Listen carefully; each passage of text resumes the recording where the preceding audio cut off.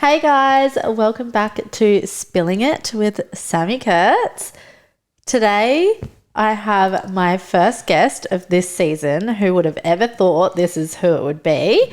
But for those that don't know, this is my kid's dad. So this is Chris. He's my ex partner. We dated for almost 5 years and had 2 beautiful kids together. We really did. And this episode, again, I was really skeptical to film it or do this because the point of the pink couch, like I said in my last video, was actually to start getting other people on to talk about their stories rather than me always talking about my life experience, because I think that's how I've become really well known on socials, is by oversharing and sharing my journeys and experiences. And my first ever debut on YouTube was actually about us as well. So we will give a little bit of a background of our relationship as well, and why we're no longer together and why we feel we're better off, a better team separated and now as co-parents. I think it's an important part of what we're about to talk about, that whole transition of what we went through.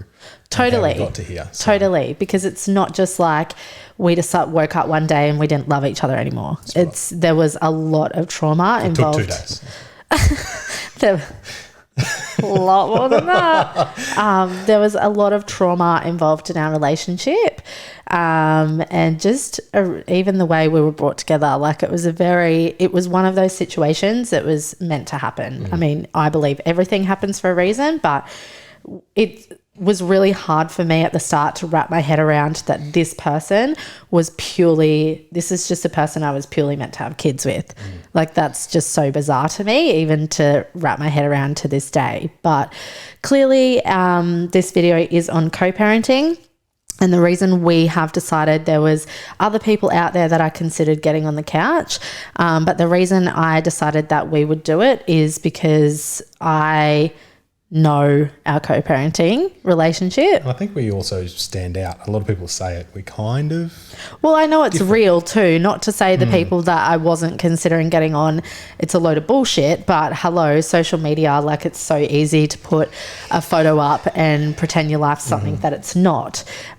So I believed in our co-parenting relationship. And like you said, just recently it was our son's 5th birthday, and before that it was Easter, and we've just started putting photos up together of moments where we've been hanging out with each other as a family. And I've been getting so many compliments and messages about our co-parenting relationship. So I really felt like we are role models in that department and we can come on and speak from our positive experience. The first thing I do want to say before getting into it, like always in all of the episodes that I film, I put a question box up and anonymously I get questions. So I've got a few here, which we will cover. But the first thing I do want to say is, like anything I talk about and anything good or positive in my life, I'm not perfect and we are not perfect. So I just want to reiterate that, because 80% of the time, 90% of the time our co-parenting relationship is phenomenal, but the rest of the time we have our challenges, we have our hurdles, like we still fight, we have our ups and downs. So I think the first thing that I want to get into is maybe our relationship and how it ended, and just so many things that we went through, because a lot of the questions that came through were from people that do know our past, and a lot of the people were like, how did you guys get to where you are? Because a lot of people remember us for what we were. And together we were not great. So, and there was a lot of hurt there on both sides. So I think a lot of people are genuinely like, how did you guys get past that? So first of all, let's talk about our relationship. I think it's important to talk about the end of our relationship, to talk about the ends. Like there's multiple, because we did break up a few times. About 4 or 5 times in 5 years. So once a year, basically. Yeah, basically. So we actually had a few trial runs of where we're at now. And I know the first couple of times that we did it, it didn't go as smoothly as it is now. I think because there was still a lot of hurt, there was still a connection between We had us, and unfinished business that was really- called Billy Violet Edmonds. We really did. So the world just wouldn't let us. So we just didn't, as Sammy said before, we didn't just wake up and go, you know what, probably better off apart. Let's just be awesome parents. We tried everything. Yeah, 100%. Yeah, and I feel like so many people out there give up on relationships really quickly and easily these days. Yeah. But then on the other end of the scale, you've got people staying in relationships that have exhausted all avenues as well. So we genuinely did try everything to make it work. And especially speaking on my behalf, I came from a broken family. So there were times that I probably shouldn't have gone back with things that had happened. But, you know, not only did we do therapy separately but together, but also a big pain point of mine was I didn't want a broken family because I lived that, but that was something that was me projecting my own experience and my own shit onto the situation.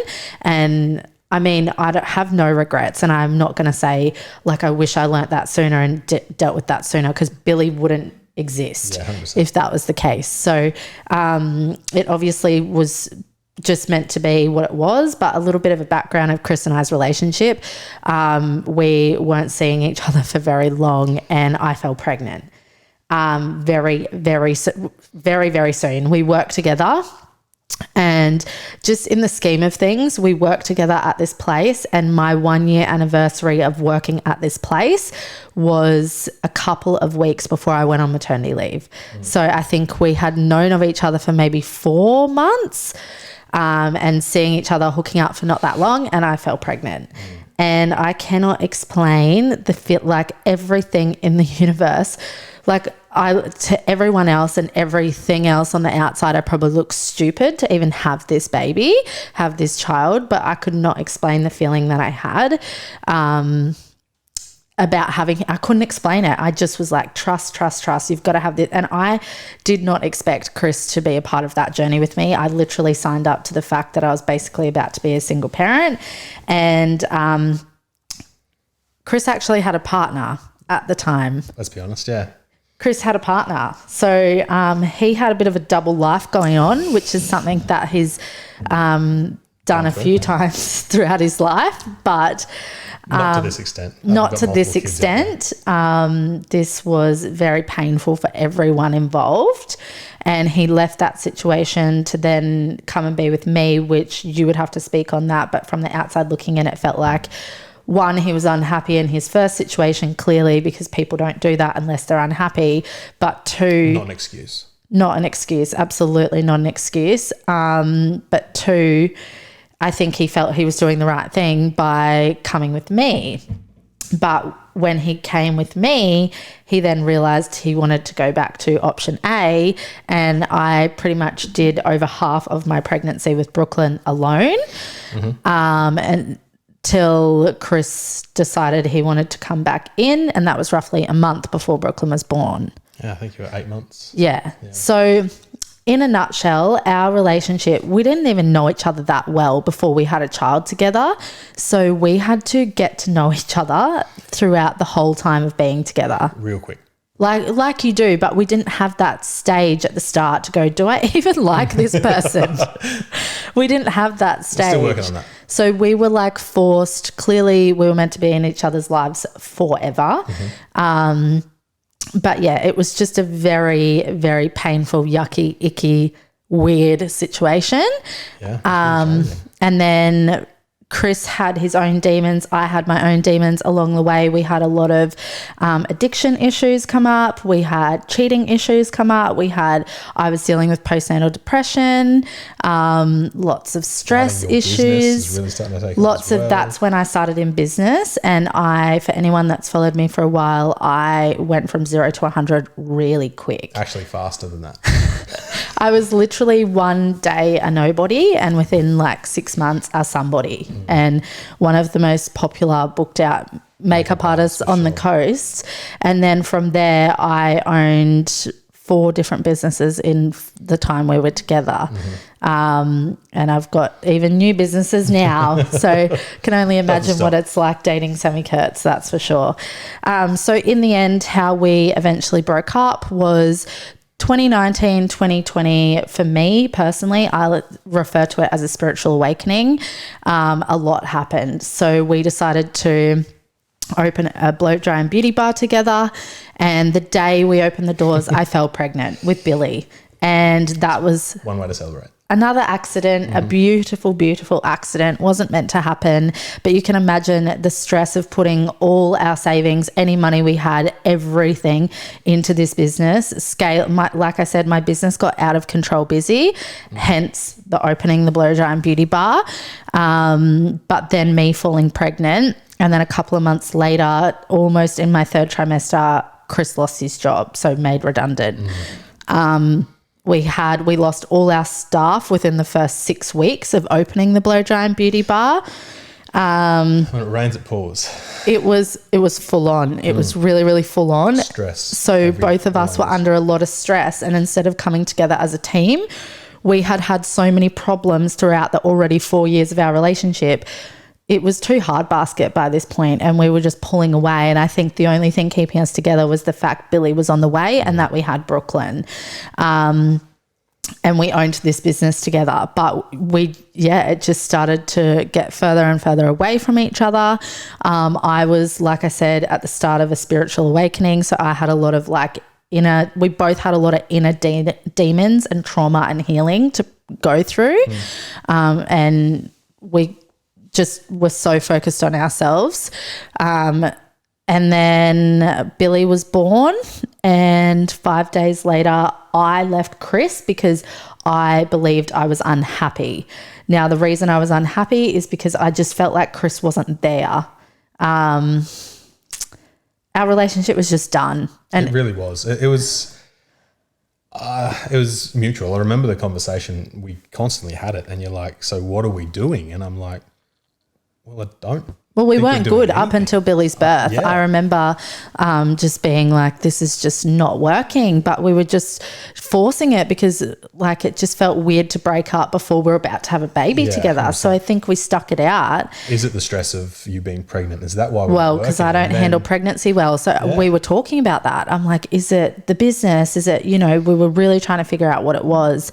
But I think even Chris being born was kind of like a... Well, for me it was because I could now, obviously Brooklyn's my child, but I resonate so much more with a girl. And the minute I had a daughter, I was like, would I want my daughter feeling like this in a relationship? And I just was like, no. So Billy and I was actually stuck in hospital for 3 or 4 days.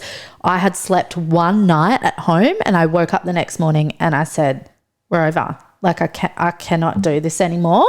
And I was adamant in my decision, but I was still freaking out because I was like, so many hormones and just everything from birth. But I just knew it was over. 100%. And from my side of things, there wasn't really any fighting it. I didn't try and Well, for those that don't know, Chris was about to propose. Yeah. But he had planned to propose to me in the hospital when our daughter was born. And my best friend had the ring and he chickened out. So that was his gut telling him it wasn't right. It wasn't the right time, but it wasn't right at all. So, yes, it was very painful on both sides, even though we knew it was done. It was painful because, one, we had always gotten into this cycle and come back. So we didn't know, we're going to continue to come back to this and never be completely fulfilled and have this great relationship. But it was also painful in we just had a newborn baby together. That was hard. We lived together. There's so much to sort out. We had to sell a business. There was literally so much going on. But yeah, it was a lot. Our relationship was a lot. But I think while it hurt, don't get me wrong, it hurt like hell, like any breakup does. You spent that amount of time together. Half a decade. Not like we didn't love each other to some extent. It's not like we just, as Sammy said at the start, we didn't just wake up and not love each other. It was just we tried knew everything. That the relationship we had wasn't the one we needed to be in. It wasn't what we needed. To live our full lives and like be as happy as we want to be. And with the work that I do, I'm very, very passionate in living your life for you. And also, if you're a parent, that is an extremely big role to play in someone's life. And I don't think parents take it seriously enough of how much kids' childhood shapes them into adults that they are. And what we need to remember, this is why I always found myself in shitty relationships. I know my parents, there's a lot more available to us this day and age. And again, I'll say it, my parents did the best they could. But you've got to remember, children, their first role model of what love is, what a relationship is you and what you're in. So if you're constantly fighting and screaming or abusing each other or crying and just toxic and slamming doors and like abandoning each other or sleeping on the couch. Sure. Yes, that was a big thing. That was triggered the fuck out of me, sleeping on the couch. Like, to me, that's why it triggered me, because our kids were seeing that and our kids were thinking that's normal, to like, they don't sleep in the same bed or they fight, mummy's always crying or whatever it is. And that's the other thing. We didn't bring out the best in each other. So, and that's what you want. That's so many people are going and getting engaged and having kids and getting married and this, that, and the other. And they're like, this is why I've always had a bit of a thing around marriage, because I'm like, that is a promise forever. And like, if you can't even get 5 years right, how are you going to get forever right? So, yeah, that's a bit of where we were at. I also, obviously, yes, he was about to propose, but he did know that it was coming to an end. So, yes, he was still hurt. There would still be shame around that, having to return the ring and all that kind of drama. But I was hurting. I didn't want to leave. I had this newborn baby. I was having to sell what I thought was my dream business, lose my relationship, stress around money, but I actually got into a relationship a month later. So, of course, that would have been very painful on you. Yeah, sucked. Yeah.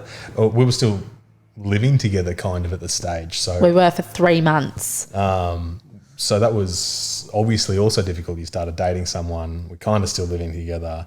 We're working out the co-parenting situation, how that works, who has what days, who looks after who when they're sick and all this other kind of stuff. So we had lots going on, as well as the end of the relationship, as well as pain from the relationship. 100%. So there was a hell of a lot going on for those few months. Yeah.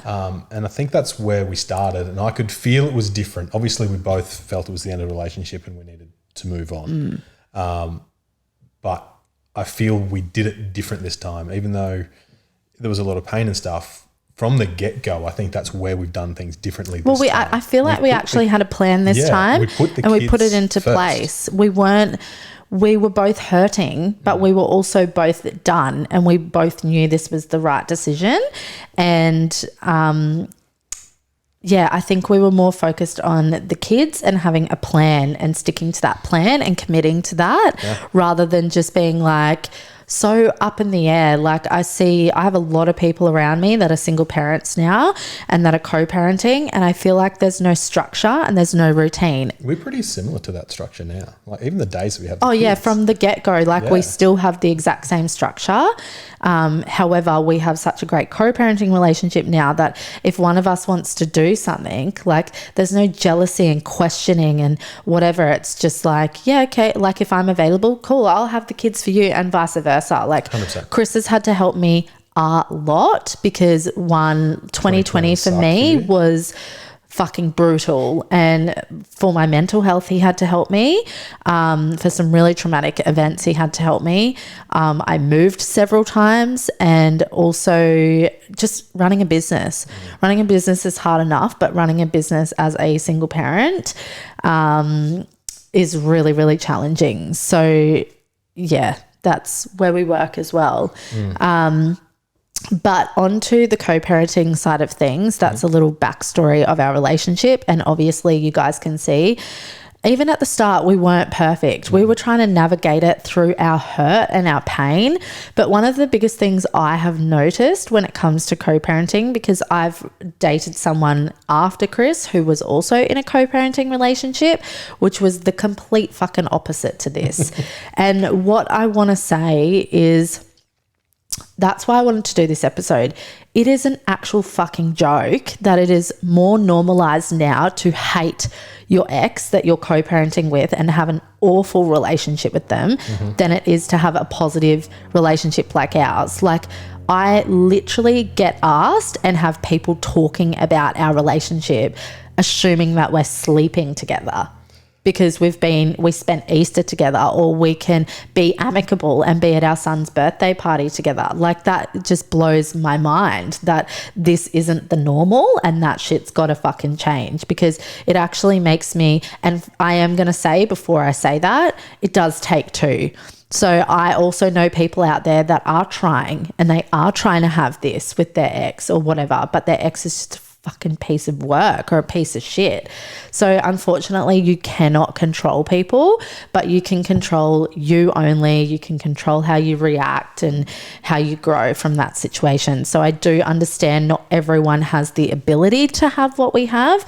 We're just both very grateful that we put our kids above everything else, and that is what it comes down to. 100%. And we didn't just, again, wake up and do this. We've also went through that challenges. Like, we looked at our co-parenting and we're like, this isn't normal. This isn't what everyone else has. Maybe we shouldn't be so close. Maybe we shouldn't hang out and do that sort of stuff, especially when you're in a relationship. I get that. There's definitely those kind of lines and borders that we've got to, I guess, guidelines or whatever you want to call it, got to work out. So we've definitely gone through, maybe we shouldn't do this, but we've definitely sat down and we're like, this works really well for our kids. We're always putting them first. There is nothing between us but just the platonic love kind of thing. We just got a family Friendship. love. Yeah. And there's just where we're at. So I guess I want to stress, there are people really struggling out there, either one person trying or no one's trying. We didn't just wake up and do this. It is something we've worked at and we've discussed, and we've but both parties have to work at it. 100%. Like, it's not like I'm still wearing the pants being like, this is how shit's going to go down. Like, and also, like, if when you were together you didn't parent the same, that's one thing I would really struggle with, because I think it's been known to a few people that, you know, there's been moments where you and I had issues. For example, when the kids were going to his house, I felt like when they came back to me, they were always sick. Or sometimes I do overstep my boundaries and I do call him, or I show up at his house and be like, what are the kids eating this weekend? Because I'm anal about health and just food and nutrition and things like that. So I do understand but like, Chris and I are completely different people and want completely different things in life. Another reason why we broke up. But the thing that you have to be on is the same page when it comes to parenting the same, and also making sure that rules are kind of implemented, 100%, like where they go. Really important things. For that consistency, and not only for the consistency and the routine for the kids, but for the kids' relationship with the mother and with the father. Because for me, when I went to my dad's when I was a kid, it's like, and this is very common in co-parenting, dad's is the fun house. Dad's is the house where there's no rules. You get iPad, you get treats all weekend, and like, dad just plays his games or sits on his phone or whatever. But then when you go back to mum's got to kind of pick up the pieces and have that structure and routine and have that clean house and have those home cooked meals. And I'm sure that there's dads out there on the opposite side of the foot, but you see what I'm saying. That can't happen. That shit can't happen, not just because it's going to affect, one, the co-parenting relationship, but it's going to affect the kids' relationship with the parents, because it's going to cause a rift and tension with the kids and their mum, or the parent that's putting in the hard yards being the bad cop. And it's going to create this kind of false easygoing relationship with the other parent, the one that's like falling, you know. And you can also see as they grow up, that's going to start playing off against each other. Totally. And every child needs their mother and needs their father, or both parents, I should say. Every child needs both parents, can learn and take so much from both parents. And it's like, one thing that's super important to us is, so my last relationship, one of the biggest issues in that relationship, I don't want to talk too much about that relationship, just so you know. But one of the biggest things that affected that relationship was our co-parenting situation. And when I say we had our struggles and our ups and downs, a lot of it was from me being in a new relationship, because I knew what I wanted. I knew that it existed, and I knew the right person would be respectful and understanding of that. And I also knew within myself I had zero love feelings left for Chris, or sexual feelings or whatever. And I fully trusted myself around him. But I can understand how people wouldn't be accepting and would feel insecure and things like that in that relationship. But that's one thing that I had to learn as well, is just like my kids come first, Chris is a part of my family. And I guess this is why else that we're different. You do have to look at them like family, because you are stuck with them for the rest of your life, not just till the kids are 18 but kids get married. Kids buy houses, grandkids. You're stuck with them. I'm fucking stuck with him for the rest of my life. So the quicker that you just accept that, and you start to like heal on your own journey and work on yourself as well. It's a big self-work. Like anything, it's big self-work to be able to put that aside. And communication is also key. We communicate every single day. That's what I was saying. We're family. And I think that's another thing that's helped us. I don't communicate with my family. I don't really have family around.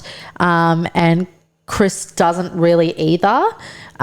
So we don't have anyone else we can really rely on. Therefore, we've only got each other. So why cause stress and drama and tension in that relationship when we need each other? So I guess a little bit of a recap. We obviously went through that stuff at the start, building, finding where we were at, and we've worked on it really hard to a point where I think our relationship is probably better now than it ever has been. Totally. There's nothing, as you said, no feelings, no sexual, nothing like that. It's just a really good bonded family. And it's actually really boundaries are huge as well, like any relationship. So you definitely have to have those boundaries, especially like the people that I'm close with in my life, and because Chris is a friend of mine, I open up a lot. And sometimes I'm like, holy shit, like, you're at the end of the day, he even says to me, like, sometimes I think you forget I'm your ex-partner. Because some of the shit you talk to me about, like, and that's him having to like state his boundaries and say, there's no love there, Sammy, but I'll always care about you, and I always want to make sure you're safe and you're being treated the way that you should be treated, etc., etc. So you've still got to have those boundaries. You've still got to communicate. Like I said, we communicate every single day, and it's gone from just communicating about the kids to we have now built a beautiful friendship. And it did take time. I think Chris being around my friends was probably the first time was Easter. So literally only just gone when we took that photo. Yeah. 100%. Yeah. So the first year we didn't have joint birthday parties. It does take time. Time heals all, guys. So it's not just like we snapped our fingers, we broke up and we had this incredible relationship. Even shit still happened after we broke up, like to continue hurting each other. So it was just a keep our distance, work on self kind of situation, and time heals all. So the first year, we weren't like this. This is the second year. So we've been broken up for 1.5 years now. And I would say it's only gotten really better since maybe 3 months ago. Yeah, I'd say about 3 months has been where we really kicked off. We were still doing our best, and I feel like we were doing better than most, but it's only... We're definitely growing into it. And about 3 months ago, we really hit a really good level, And that was when I kind of got out of my last relationship. I wasn't going to say it. So... I mean, I've already admitted it affected, and I don't blame him. I can see how this situation could make people 100%. Feel insecure. But again, that's like a self journey, and we're very open with like, I want my next partner to know Chris, have Chris's number, be in communication with Chris, and vice versa. And I really want that relationship. I want a big family, and I want to accept someone in and all that sort of stuff. So it's Well, I'm like sure I it said to goes the other Brooklyn way the as other well, day, and it it's- absolutely does. Like, I'll be very fucking judgmental. That's for sure. Relationship coach over here, so it's fine. I'm already pretty much relationship Yeah. coaching his ass right now. She's doing all right. Well, do you blame me? I have a lot of. Chris handled me being in a new relationship like a champ, because I know for me, I'm going to get very triggered. And again, it's not because of feelings. This is what I say to people too. If you are triggered by certain things with the ex that are affecting the co-parenting relationship, come back to self, figure it out with self, dig deeper, figure out where that trigger's coming from. Because for me, when he gets in a relationship, I know I'm going to be triggered, and it's not coming from I love him, I want him back, he's mine, or it's not coming from a being around my kids, a little bit around my kids, but what it comes from for me is literally my stepmother issues. So I hope she watches this, but I had an awful stepmother. Like, it's honestly like something you would read about in a book or a movie. But it really affected my relationship with my dad.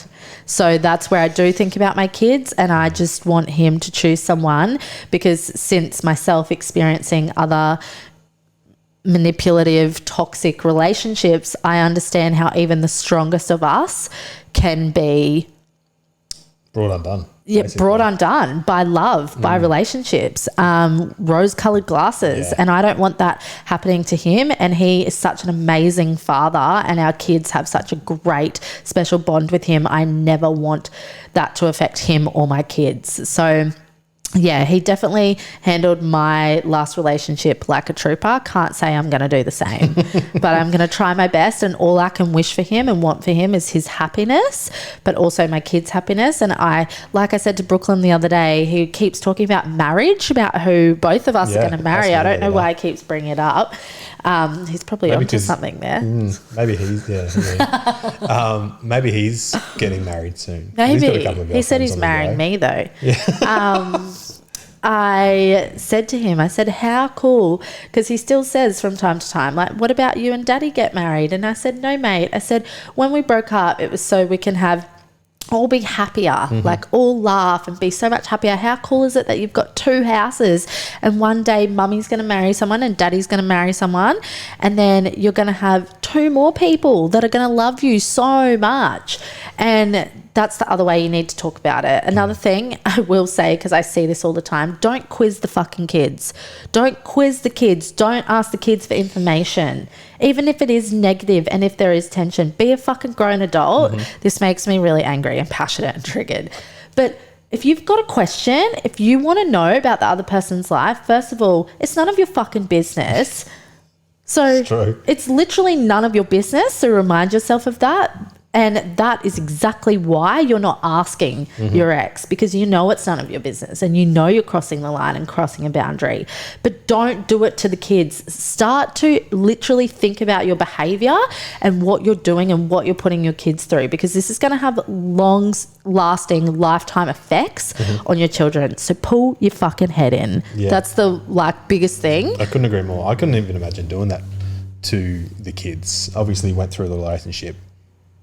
Wasn't the biggest fan of relationship. The kids but run always back and say supported. something if something's up. Trust me. 100%. So- I've got when Brooklyn was 4, he would run back and say things. And he would ask me questions about the relationship. He didn't ask me, like, how do I feel about it?